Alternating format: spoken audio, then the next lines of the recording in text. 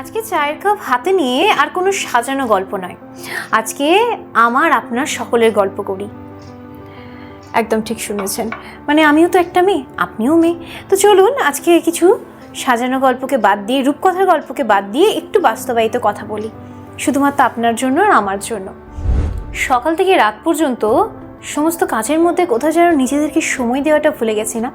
আচ্ছা ভাবুন তো, এই সাডেন আমরা নিজের স্কিনে একটা পিম্পল দেখলাম, কিংবা অয়েলি স্কিন, তার থেকে ড্যান্ড্রফ, আর এইসব দেখার পর আমরা প্রথমে কি করি বলুন তো? স্ক্রোলিং। কি স্ক্রোলিং?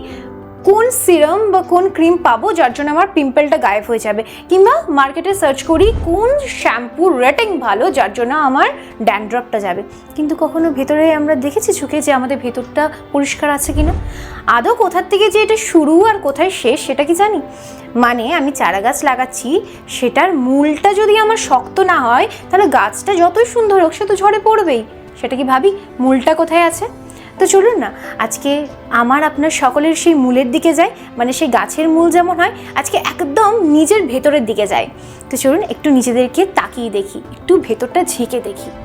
আর তারপর আমরা তো নারী, আমাদের আরও একটা পর্যায় যেটা সকলের থেকে একটু আলাদা, মানে মাসিক ধর্ম, পিরিয়ড টাইম। আর সেই সময়ে আমরা বিশেষ করে যারা নারী বা যারা ইয়ং জেনারেশন আছেন তারা বেশিরভাগ, স্পেসিফিক্যালি তারা এখন খুব বেশি ফেস করছে, সেটা হচ্ছে ইররেগুলার পিরিয়ড। তার সাথে পিরিয়ডের টাইমে প্রচণ্ড পরিমাণে পেটে ব্যথা, তার সাথে অ্যাকনি-প্রোন স্কিন, তার oily skin, dandruff, suddenly weight বেড়ে যাওয়া, ওয়েট গেইন করা, তার সাথে unwanted body and facial hair, যেগুলো কিন্তু আমরা না চাইতেও কিন্তু আমাদের সঙ্গে একটা সঙ্গী হয়ে এসেছে। কিন্তু যখন এগুলো হয়, অর্থাৎ ইররেগুলার পিরিয়ড আর তার সাথে পেটে ব্যথা, প্রথমে এই সব জিনিস দেখলে কিন্তু আমরা দৌড়ে যাই ডক্টরসদের কাছে। হ্যাঁ, খুব স্বাভাবিক, এসব সমস্যা হলে তো আমরা ভয় পাবোই, কেন পিরিয়ড হলো না বা কেন এত পেটে ব্যথা, খুব স্বাভাবিকই আমরা ডক্টরসদের কাছে যাই। কিন্তু তারপর শুরু হয় হাজার হাজার টেস্ট, ব্লাড টেস্ট, ইউএসজি, আর সেখান থেকে ধরা পড়ে বেশিরভাগ ক্ষেত্রে পিসিওডি বলে একটা disease. I am not sure যে এটাকে আমি ডিজিজ বলবো না, অ্যাকচুয়ালি পিসিওডি কিন্তু এটা অ্যাকচুয়ালি কোনো ডিজিজ বা রোগ নয়, বা পিসিওএস মানে পলিসিস্টিক ওভারি সিনড্রোম যেটা আছে সেটা। কিন্তু এগুলো কি? আমাদের ওভারিতে আমরা সকলেই জানি যে আমাদের মেয়েদের যে সিস্টেমটা আছে, সে ওভারিতে ছোট ছোট কিছু সাবুদানার মতো সিস্ট দেখা দেয়, কিন্তু এটা ভয় পাবার কিছু নেই, এটা কিন্তু বাড়ে না। আর এই সিস্টগুলোই কিন্তু পিসিওডি বলা হয়, মানে এগুলোর জন্যই কিন্তু এই এত সমস্যা আমরা ফেস করে থাকি। কিন্তু যখন এগুলো হয় আমরা ডক্টরসদের কাছে যাই, সেটা ধরা পড়ে, আর তারপর আমরা শুরু করি হরমোনাল পিল।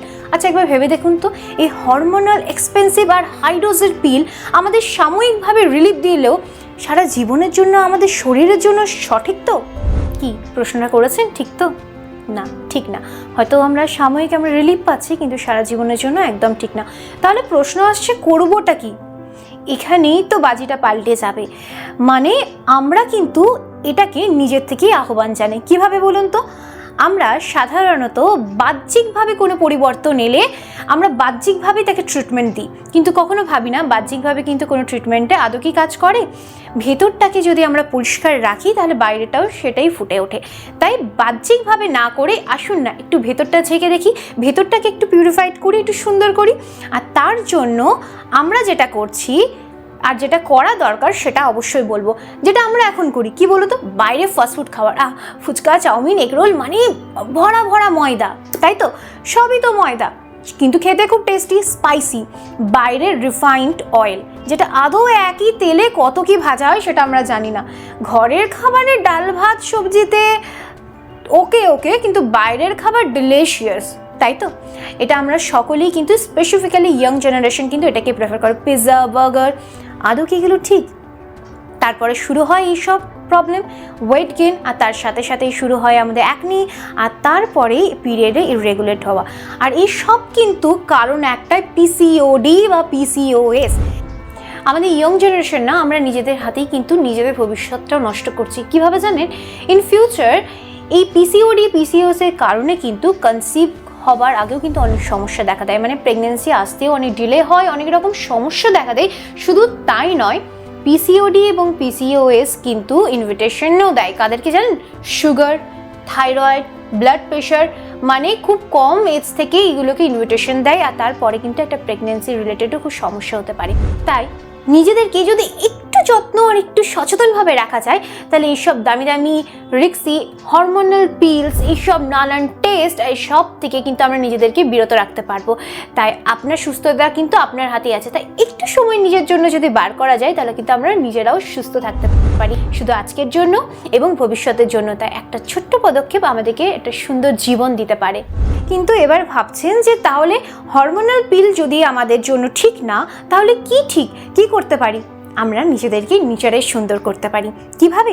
আসুন তো সেই বিষয়ে একটু কথা বলি। মানে ভাবুন তো, একটা সুন্দর ঘুম, যেটা আমরা ফোনেই অর্ধেক রাত কাটিয়ে দিই, সেটা না করে যদি একটা 7 থেকে 8 ঘন্টা অ্যাডিকুয়েট একটা স্লিপ দেওয়া যায় নিজেকে, তারপর খুব সুন্দরভাবে উঠে যোগা এক্সারসাইজ কিংবা ফ্রি হ্যান্ড এক্সারসাইজ, জিম, যে যেটা প্রেফার করে, নিজেকে অন্তত হাফ অ্যান আওয়ার যদি সেটাকে টাইম দেওয়া যায়, তার সাথে যদি ময়দা, চিনি আর যেসব বেশি ভাজাভুজি মানে অয়েলি আর সুগার, অবশ্যই যে কোনো সুগার হোক, চিনির মধ্যে যে কিছু পড়ছে, যাতে মিষ্টি হোক কিংবা বাইরে প্যাকেজ ফুড হোক, সেগুলোকে যদি একটু অ্যাভয়েড করে চলি, মানে যদি আমার খাবারে ভাত বেশি না নিয়ে ভাতটাকে একটু কমিয়ে যদি ডাল, সবজি, স্যালাডটা একটু বেশি রাখি, পেটটা তো তখনও ভরে, তাই না? একটু জাস্ট খাবার পরিমাণটা একটু এদিক ওদিক যদি করে দিই, মানে আমরা মিলে যেই প্যাকেট ফুড, চিপস, কুরকুরে বা যা কিছু থাকে সেগুলোকে অ্যাভয়েড করে যদি একটা করে ফ্রুটস দিনে আমরা ইনটেক করতে থাকি, তার সাথে অবশ্যই মাথায় রাখবেন 4 লিটার জল যদি আমরা ইনটেক করি। স্পেসিফিক্যালি আপনি টাইমটা মাথায় রাখবেন, সকাল থেকে সন্ধ্যে 6টার মধ্যে অন্তত আপনি বেশিরভাগ জলটা আপনি পান করবেন। সন্ধ্যে 6টার পর থেকে চেষ্টা করবেন কম জল পান করার। আর তার সাথে সাথে দুশ্চিন্তা থেকে একটু যদি দূরে থাকুন, একটু রিলিফ থাকুন। আর তারপর তো আছেই নিজেদের যত্ন নেওয়া, নিজেদেরকে ভালোবাসা। মানে শেষ পর্যন্ত কি দাঁড়ালো বলুন তো, যে এবার কিন্তু ইররেগুলার পিরিয়ড, পেটে ব্যথা কিংবা অ্যাকনি বা ড্যান্ড্রফ বা ওয়েট গেইন, ফেশিয়াল হেয়ার দেখেই মার্কেটে বা স্যালনে বা পার্লারে যাওয়ার আগে নিজের ভেতরটাকে সুন্দর করুন। এইসবের জন্য কিন্তু নিজেকে সুন্দর আপনি নিজেই করতে পারেন। মানে একটা অ্যাডিকুয়েট স্লিপ, তার সাথে বডিকে হাইড্রেট রাখা, খাওয়ার পরিমাণ একটু ঠিক করা, মানে সুগারি আর ফ্যাট জাতীয়, অয়েল জাতীয় খাবারকে একটু কমিয়ে দেওয়া, তার সাথে এক্সারসাইজ, জিম, যোগা, যে যেটা প্রেফার করেন, ব্যাস লাইফ এমনিতে সুন্দর। আর আমরা তো সবসময় বলি যে আমরা তো নারী, আমরা সব পারি, তাহলে নিজের দিকে এত কম্প্রোমাইজ কেন? একদমই না। নিজের সুন্দরতার দায়িত্ব নিজেকেই নিতে হয়, আর কেউ দায়িত্ব কিন্তু নেয় না। তাই নিজেকেই সুন্দর রাখুন, তবেই তো অন্যকে আমরা সুন্দর রাখতে পারবো।